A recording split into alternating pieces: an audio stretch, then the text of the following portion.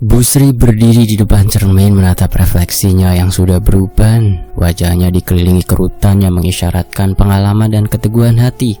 Dalam cahaya remang-remang sore, bayangannya tampak samar, seolah ada dua sosok yang berjuang di dalam dirinya.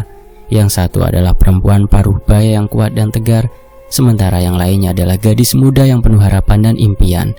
Dengan pelan, Bu Sri menyentuh garis-garis halus di wajahnya. Setiap kerutan adalah saksi bisu dari perjalanan hidup yang penuh liku-liku. Dia mengingat kembali saat-saat ketika dia bekerja sebagai pembantu rumah tangga di rumah keluarga Hartono, sebuah rumah besar megah yang dikelilingi kebun rimbun dan kolam ikan yang berkilauan. Di luar, semuanya tampak sempurna, tetapi dalam hatinya, dia tahu ada sesuatu yang lebih gelap dan misterius di balik semua kemewahan itu. Dulu aku begitu terpesona oleh keindahan ini, bisiknya pelan kepada bayangannya, tapi semua itu hanyalah topeng yang menutupi kegelapan. Menggenggam pergelangan tangannya, Bu Sri merasakan beratnya rahasia yang selama ini ia simpan. Selama bertahun-tahun ia menyimpan cerita-cerita yang menyakitkan, berusaha melupakan kenangan-kenangan yang menghantuinya. Dia ingat bagaimana suara-suara aneh mulai menghantuinya saat malam tiba, dan bayangan gelap melintas di sudut-sudut rumah, membawa kegelisahan yang tak terlukiskan. Sekarang, saat hari-hari tuanya mendekat, ia merasa dorongan yang kuat untuk berbagi kisahnya, bukan hanya untuk melepaskan beban di hatinya, tetapi juga untuk memperingatkan orang lain tentang bahaya yang mungkin tidak terlihat di balik kemewahan. Dengan tekad dia berkata kepada dirinya sendiri, saatnya untuk berbicara. Dia tahu bahwa mengungkapkan rahasia itu berarti membuka kembali luka yang telah lama terpendam. Namun dalam hatinya, dia merasa bahwa cerita ini mungkin bukan hanya miliknya, tetapi juga kisah bagi mereka yang terjebak dalam kegelapan. Bu Sri berbalik dari cermin, mengambil nafas dalam-dalam, dan melangkah menuju meja tulisnya. Dengan pena di tangan, dia mulai menuliskan pengalamannya, memori yang terukir jelas dalam ingatannya. Setiap kata yang ditulis adalah langkah menuju pembebasan, sebuah perjalanan untuk menghadapi masa lalu yang kelam dan menghadirkan kebenaran yang terpendam. Dia tahu cerita ini akan mengubah hidupnya selamanya.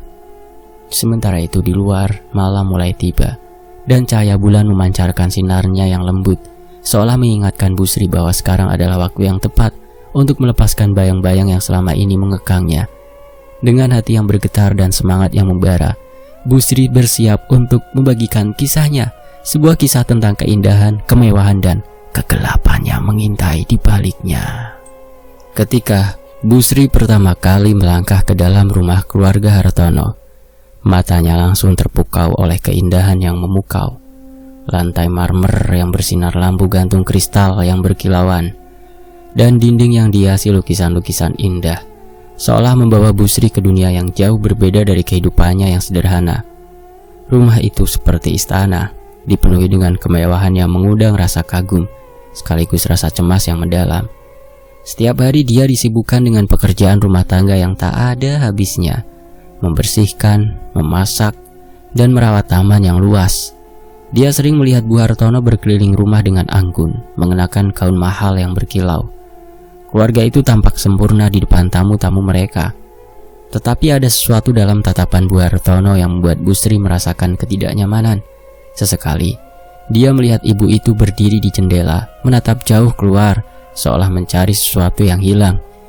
Meskipun Bu Sri terpesona oleh kehidupan glamor itu, perasaan terasing selalu mengikutinya. Dia merasakan jarak antara dirinya dan keluarga Hartono, seolah mereka tinggal di dunia yang berbeda. Suatu sore saat dia sedang menyusun bunga di vas di ruang tamu, dia mendengar tawar yang anak-anak Hartono dari halaman belakang. Namun di balik suara ceria itu, dia juga mendengar bisikan lembut yang tidak bisa dijelaskan, membuat bulu kuduknya merinding. Malam tiba, dan setelah semua tugas selesai, Bu Sri duduk di ruang kecilnya, memandangi bayangan luar rumah yang dikelilingi cahaya remang-remang. Ketika keheningan menyelimuti, suara aneh tiba-tiba memecah kesunyian. Suara itu lembut, tetapi jelas, seperti suara perempuan yang memanggil namanya dari kejauhan. Bu Sri menahan nafas, mencoba meyakinkan diri bahwa itu hanyalah ilusi atau permainan pikiran. Namun suara itu terus memanggil, membuat hatinya berdegup kencang. Bu Sri, Dia mengalihkan pandangan ke arah suara itu datang, tetapi tidak ada seorang pun di sana. Rasa penasaran bercampur ketakutan mendorongnya untuk keluar dari kamarnya dan menjelajahi rumah yang megah itu. Dengan langkah perlahan, dia menyusuri lorong gelap. Lampu-lampu di dinding memancarkan cahaya kuning yang lembut.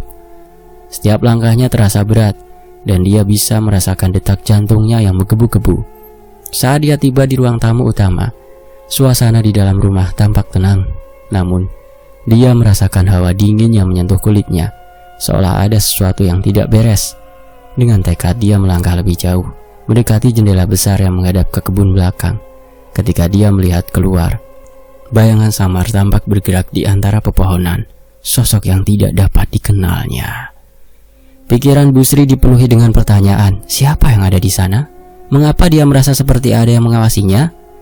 Di tengah keraguan dan ketakutannya, dia memutuskan untuk kembali ke kamarnya dan berusaha tidur. Namun suara perempuan itu terus menggema dalam benaknya, menandakan bahwa ini hanyalah awal dari petualangan yang lebih menegangkan yang akan datang.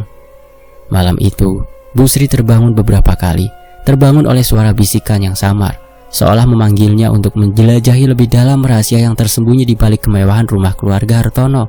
Tanpa disadari, dia telah memasuki dunia di mana kemewahan dan kegelapan berjalan beriringan, dan rahasia-rahasia yang tersimpan dengan rapi akan segera terungkap. Keluarga Hartono adalah salah satu keluarga terkaya di kota kecil itu, dikenal karena bisnis mereka yang sukses di bidang properti dan investasi. Dari luar mereka tampak seperti keluarga sempurna, sering terlihat di acara-acara sosial, mengenakan pakaian mahal, dan memiliki rumah yang megah. Namun di balik semua itu, rahasia kelam menyelimuti kehidupan sehari-hari mereka, yang hanya bisa dilihat oleh Busri yang bekerja di rumah mereka. Sebagai kepala keluarga, Bapak Hartono adalah pengusaha yang keras dan ambisius. Dalam mata banyak orang, dia adalah simbol kesuksesan. Tetapi di balik senyumnya yang memikat, terdapat obsesi yang mendalam terhadap kekayaan dan reputasi.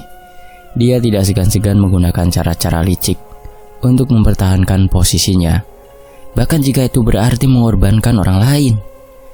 Bapak Hartono sering menghabiskan malamnya di ruang kerjanya, terbenam dalam dokumen-dokumen bisnis dan rencana investasi, sementara keluarganya merasa terasing. Ketika pulang ke rumah, dia membawa aura ketegangan yang membuat semua orang di sekelilingnya merasa waspada. Di mata Busri, Bapak Hartono bukan hanya seorang pengusaha, tetapi juga seorang penguasa yang menuntut kesempurnaan dan tidak ada ruang bagi kesalahan dalam hidupnya. Sementara itu, Bu Hartono sendiri adalah wanita anggun yang selalu tampil menawan. Namun di balik senyumnya yang manis, dia menyimpan dunia misterius yang sulit dipahami oleh orang lain. Dia sangat tertutup dan tidak suka berbicara tentang masa lalunya. Tetapi Busri dapat merasakan bahwa ada sesuatu yang tidak biasa dalam perilakunya.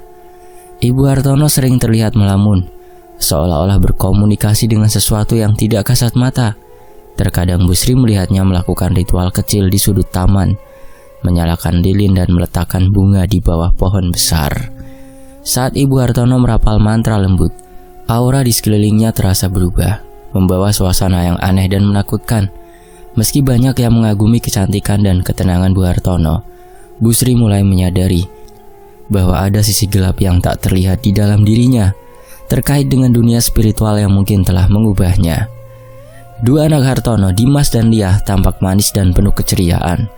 Mereka berdua memiliki penampilan yang menawan dan bakat yang menonjol di bidang akademis dan seni. Namun sering berjalannya waktu, Busri mulai melihat sisi gelap yang menyelimuti mereka. Dimas yang dulunya tampak ceria, mulai menunjukkan tanda-tanda ketidakstabilan emosional. Seringkali dia terlihat gelisah dan marah tanpa alasan yang jelas, mengganggu ketenangan di rumah. Sementara itu Lila yang selalu terlihat riang, ternyata menyimpan rahasia besar. Busri mendapati Lila sering pergi ke tempat-tempat aneh sendirian, menghabiskan waktu di kebun belakang rumah, dan berbisik dengan suara yang tidak bisa didengar oleh orang lain. Suatu malam Busri mengikuti Lila dan melihatnya berbicara dengan sosok misterius yang muncul di balik pepohonan. Jantung Busri berdegup kencang saat dia menyadari bahwa anak-anak Hartono di balik wajah manis mereka menyimpan kekuatan yang tidak bisa dipahami. Ketika Bu Sri menjalani hari-harinya di rumah Hartono, dia merasa terjebak di antara kemewahan dan kegelapan. Semua yang terlihat sempurna itu adalah tirai yang menutupi rahasia kelam yang tersembunyi dalam keluarga ini. Dia merasa seolah-olah dia adalah saksi bisu dari drama yang tak terungkap, dan dorongan untuk mengungkap kebenaran semakin membara di dalam dirinya. Mungkin hanya dengan menggali lebih dalam, dia bisa memahami apa yang sebenarnya terjadi di balik dinding megah rumah keluarga Hartono, sebuah misteri yang akan mengubah hidupnya selamanya. Pada suatu pagi yang sepi, Bu Sri sedang membersihkan koridor di lantai 2 rumah keluarga Hartono. Di lantai itu terdapat beberapa kamar yang jarang sekali digunakan, bahkan hampir tidak pernah dibuka.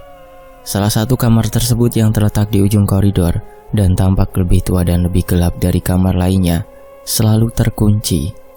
Ibu Hartono sendiri pernah berpesan dengan tegas bahwa kamar itu tidak boleh dimasuki oleh siapapun. Hanya saja, entah mengapa pagi itu, pintu kamar itu sedikit terbuka, seakan mempersilahkan seseorang untuk masuk. Bu Sri diliputi rasa penasaran yang bercampur dengan ketakutan.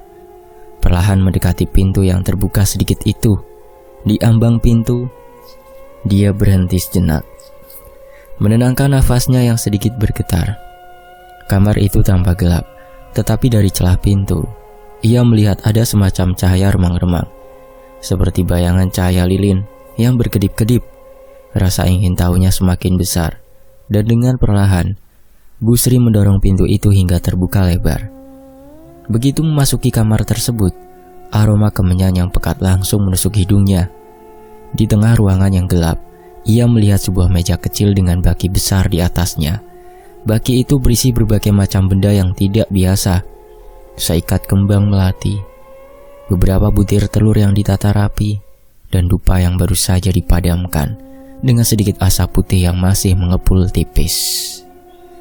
Bu Sri mundur sejenak, ngeri sekaligus penasaran apa arti dari semua ini.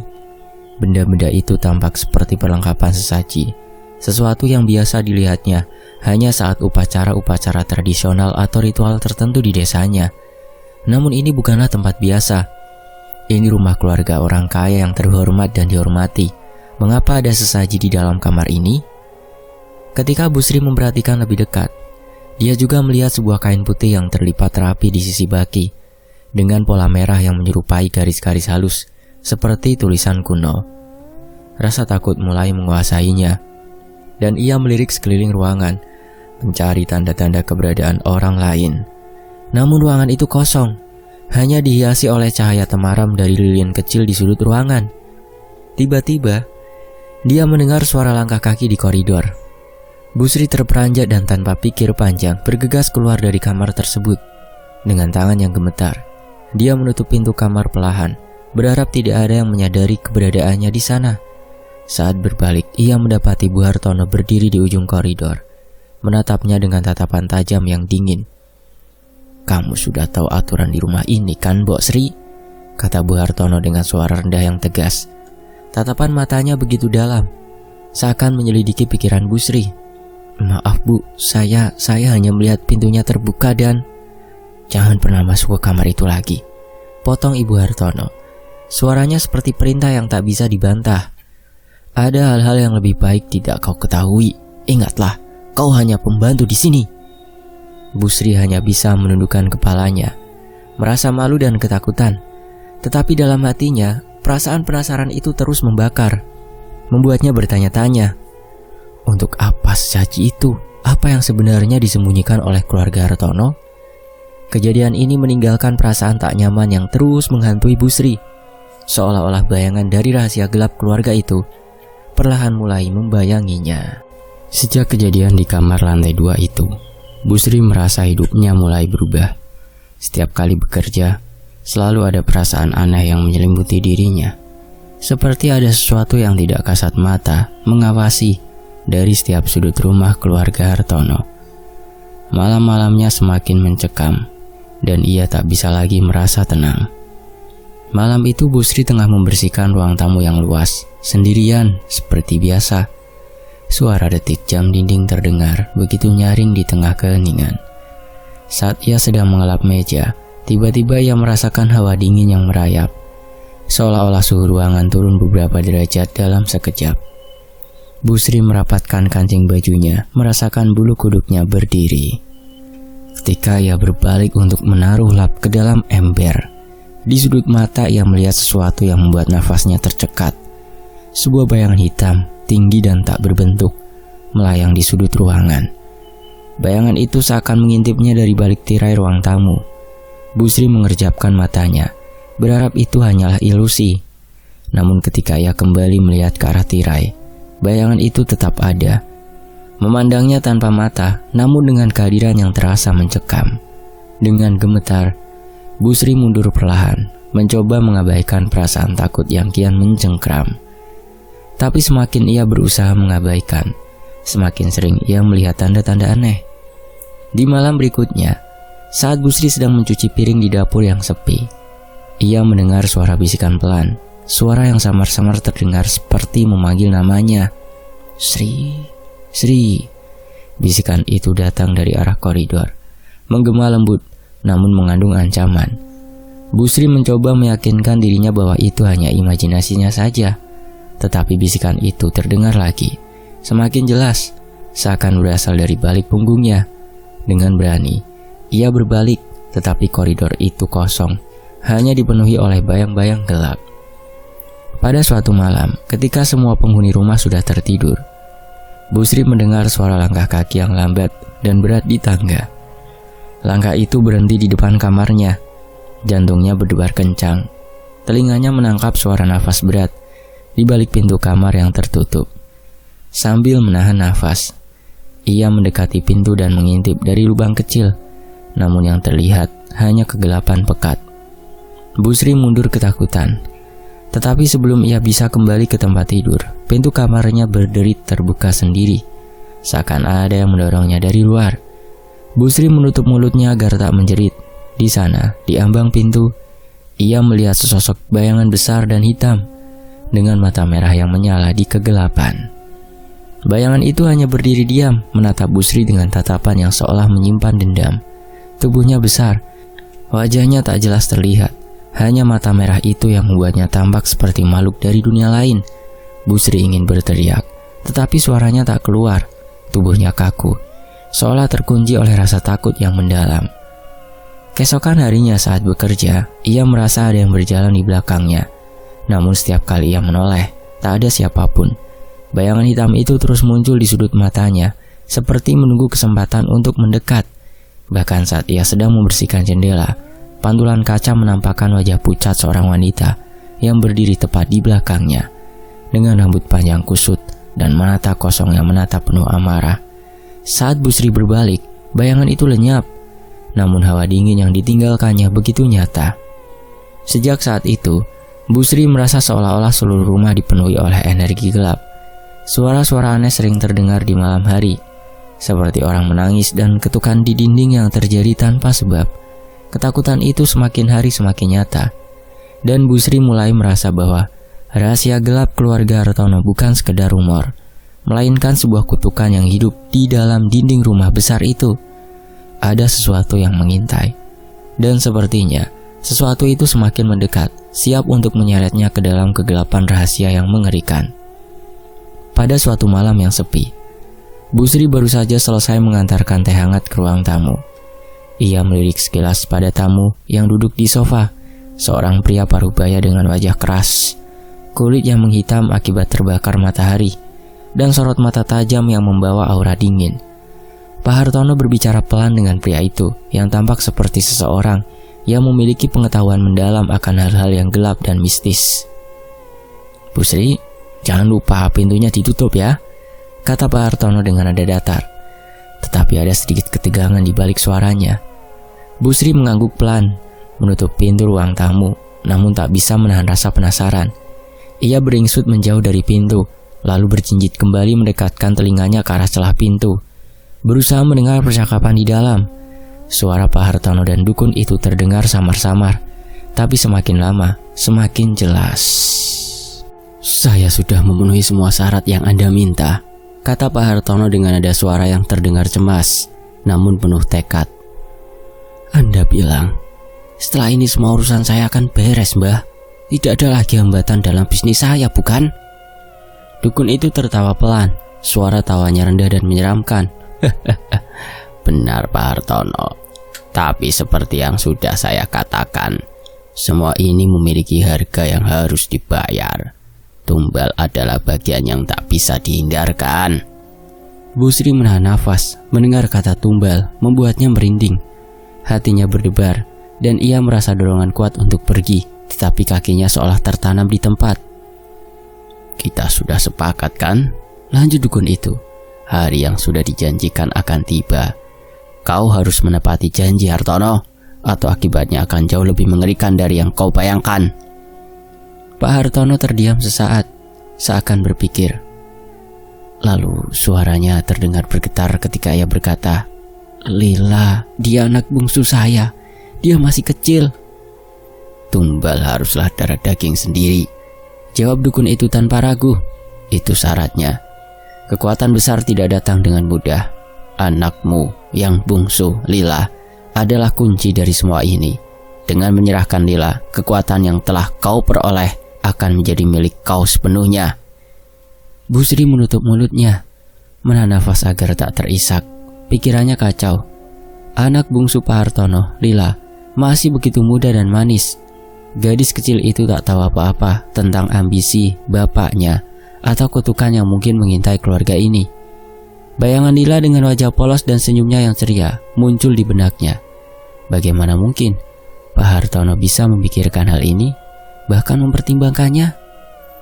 Ini sudah tak bisa ditarik kembali, lanjut dukun itu, nadanya penuh kepastian.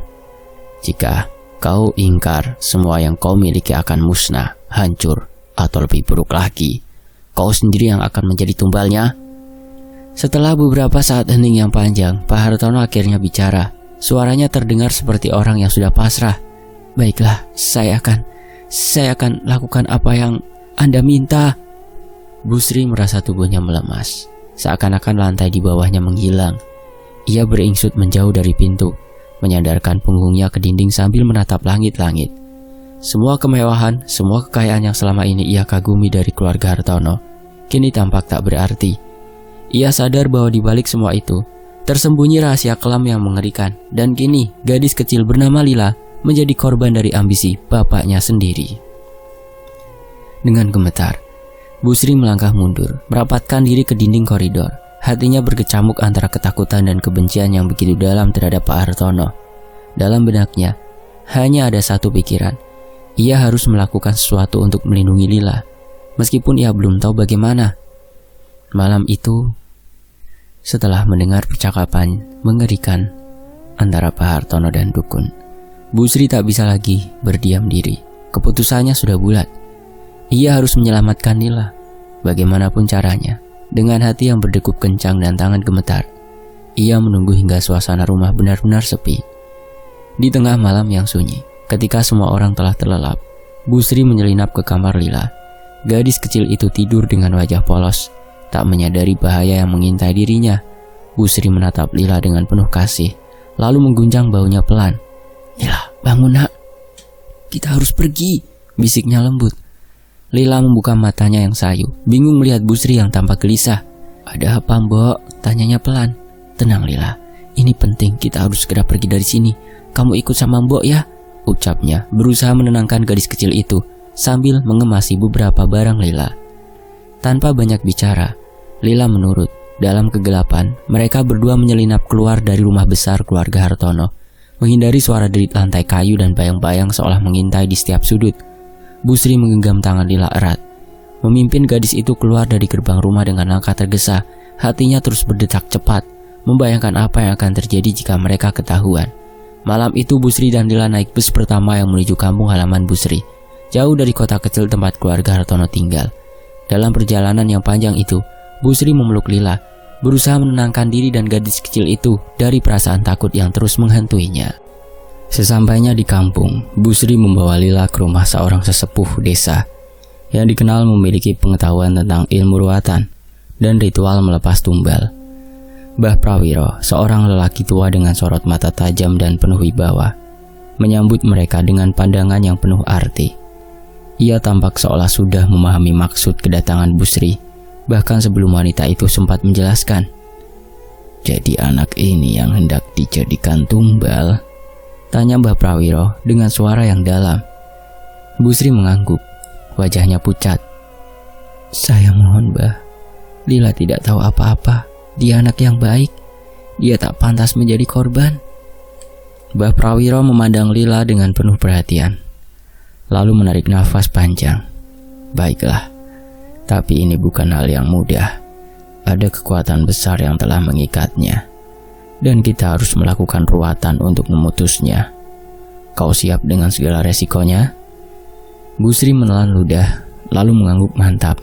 "Apapun yang terjadi, saya siap, Mbah. Yang penting Lila selamat." Malam itu persiapan ruatan dimulai. Bu Sri dan beberapa warga berkumpul di tepi sungai yang dianggap suci di desa mereka.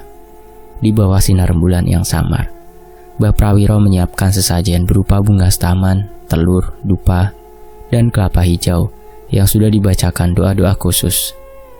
Di sisi lain, Bu Sri duduk dengan Lila, berusaha menenangkan gadis kecil itu yang mulai merasa takut dengan semua yang terjadi.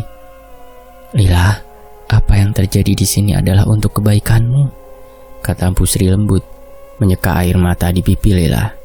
"Mbok Sri ada di sini bersamamu. Kamu akan aman, Duk." Lila mengangguk kecil, meski matanya masih menunjukkan ketakutan. Ia tak sepenuhnya mengerti, tetapi kepercayaan pada Bu Sri membuatnya tenang. Mbah Prawiro memulai ritual dengan membaca doa-doa dan mantra-mantra dalam bahasa Jawa. Namun getaran kata-kata itu menembus ke relung hati mereka yang hadir. Aroma dupa yang membumbung dan cahaya rembulan yang temaram menciptakan suasana magis di sekitar mereka.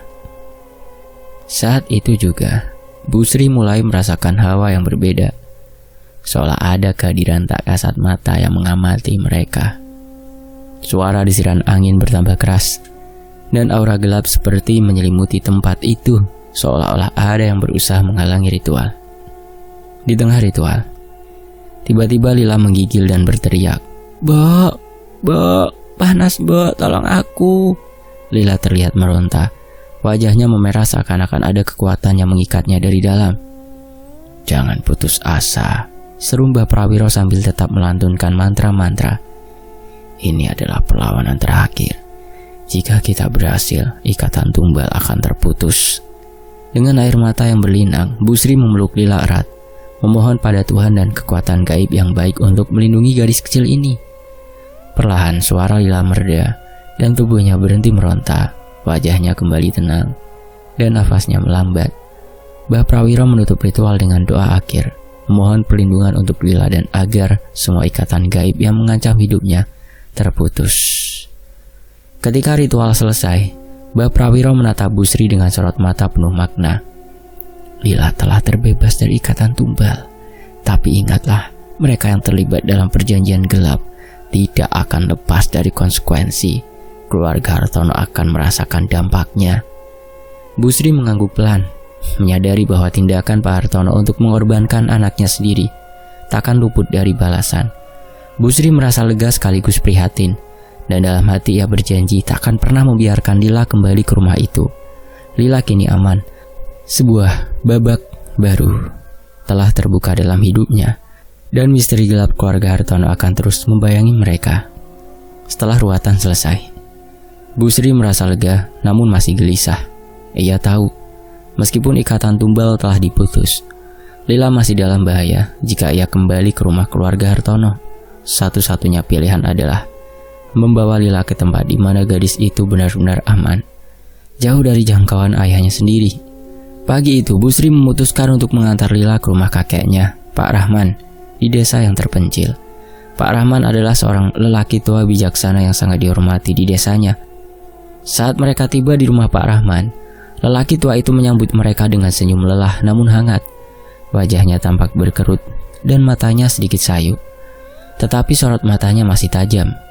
Ketika melihat Lila, Pak Rahman tahu bahwa ada sesuatu yang serius datang terjadi. "Ada apa membawa Lila ke sini, Mbok? Kau terlihat cemas sekali," tanya Pak Rahman sambil mempersilahkan mereka masuk. Bu Sri menghela nafas panjang, mencoba menenangkan diri sebelum memulai penjelasan. Ia memegang tangan Lila erat-erat, seolah-olah kekuatan itu akan memberikan ketenangan pada gadis kecil yang masih terlihat ketakutan. "Kek, ada sesuatu yang harus aku ceritakan. Sesuatu yang sangat mengerikan," ujar Bu Sri dengan suara bergetar. "Menantu kakek, Hartono, dia terlibat dalam sesuatu yang gelap dan jahat." Pak Rahman memandang Bu Sri dengan serius, menunggu kelanjutan penjelasannya.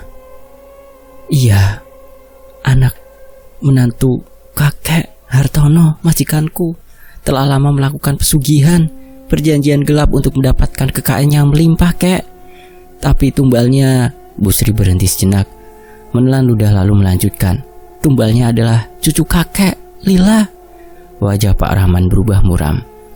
Dahinya berkerut tajam dan tangannya yang bergetar perlahan mengepal. Ia menatap Lila dengan penuh empati dan sedikit rasa khawatir. "Jadi mereka berniat mengorbankan cucuku demi kekayaan mereka?" Suaranya terdengar penuh kemarahan yang tertahan. Bu Sri mengangguk pelan, air mata berlinang di pipinya. "Aku mendengar sendiri percakapan Pak Hartono dengan seorang dukun, kek. Dia bilang hari yang dijanjikan telah tiba dan tumbal yang harus diserahkan adalah Lila. Mereka sudah berjanji, kek. Dan aku takut jika aku tak menyelamatkan Lila, mereka akan menemukannya dan... Pak Rahman menarik nafas dalam, mencoba menenangkan diri sendiri. Ia lalu menepuk pundak Bu Sri dengan lembut. "Kamu sudah melakukan hal yang benar, Mbok. Lila aman di sini. Selama aku hidup, tidak ada seorang pun yang akan menyentuhnya." Pak Rahman lalu menatap Lila dengan lembut sambil mengelus rambutnya. "Cucuku, kau aman di sini bersama kakek. Tidak ada yang akan membahayakanmu lagi." Malamnya setelah Lila tidur, Bu Sri dan Pak Rahman duduk di ruang tamu. Pak Rahman bercerita tentang dampak buruk perjanjian pesugihan yang seringkali berakhir tragis bagi keluarga yang melakukannya.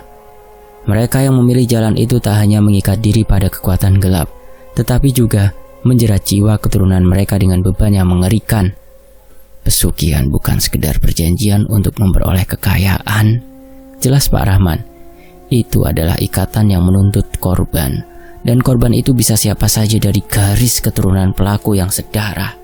Jika Lila sudah lolos, maka mungkin saudara-saudaranya atau bahkan kakaknya di masa depan." Bu Sri menundukkan kepala, memikirkan betapa gelapnya jalan yang dipilih Pak Hartono demi kekayaan. "Apakah mereka akan mencoba menemukan Lila di sini, kek?" Pak Rahman mengangguk, pandangannya penuh kewaspadaan. "Mungkin saja, tapi selama aku di sini, mereka tidak akan bisa menyentuh Lila. Dan sampean, Bu Sri, sudah melakukan ruatan tumbal kan untuk membersihkan jerat itu, melepasnya? Dan di sini aku akan menjaga cucuku dengan segenap jiwa raga. Tapi kau harus tahu, mungkin suatu hari nanti, Lila harus tahu kebenaran tentang bapaknya dan menghadapi masa lalunya sendiri." Bu Sri tersentak mendengar itu, tapi ia tahu bahwa yang dikatakan Pak Rahman ada benarnya. Meski Lila saat ini masih terlalu kecil untuk memahami semuanya, suatu hari nanti ia harus tahu alasan mengapa ia tak pernah bisa kembali ke rumah keluarganya sendiri. Malam itu Bu Sri merasa sedikit lega, meskipun rasa takut masih membayangi hatinya. Ia berterima kasih kepada Mbah Pur yang sudah meruat Lila, dan dia berhasil menyelamatkan Lila untuk dititipkan kepada kakeknya sendiri untuk melindungi Lila, dan dalam hatinya ia berjanji akan selalu ada untuk Lila apapun yang terjadi nanti. Dan untuk nasib dari Pak Hartono sendiri, tinggal menunggu waktu kehancurannya. Setelah ia membawa Lila ke rumah Pak Rahman dan berhasil melindunginya dari ancaman Pak Hartono, kehidupan Bu Sri berubah drastis. Ia memilih untuk tidak kembali bekerja di kota dan memulai hidup baru di desanya. Kabar tentang keluarga Hartono pun beredar luas. Kekayaan dan kejayaan yang mereka agung-agungkan hancur seketika setelah perjanjian pesugihan yang mereka ikat selama bertahun-tahun berbalik menjadi kutukan. Pak Hartono yang dulunya begitu ambisius dan sombong, jatuh dalam kemiskinan dan kehilangan segalanya. Kabar-kabar menyebutkan bahwa hidupnya berakhir tragis, sementara Ibu Hartono jatuh sakit dan menghabiskan sisa hidupnya dalam kesendirian yang menyedihkan. Anak-anak mereka yang dulunya terlihat ceria, kini terasing dan diliputi kesedihan, seakan bayang-bayang kutukan terus menghantui keluarga itu. Namun meski kebenaran pahit ini akhirnya terungkap, Bu Sri memilih untuk tidak merayakan kehancuran mereka. Baginya kehidupan baru yang ia bangun jauh lebih penting daripada dendam atau kepuasan melihat keluarga Pak Hartono tertimpa bencana. Dan kisah ini pun selesai. Semoga terhibur. Tony FS pamit, sampai jumpa.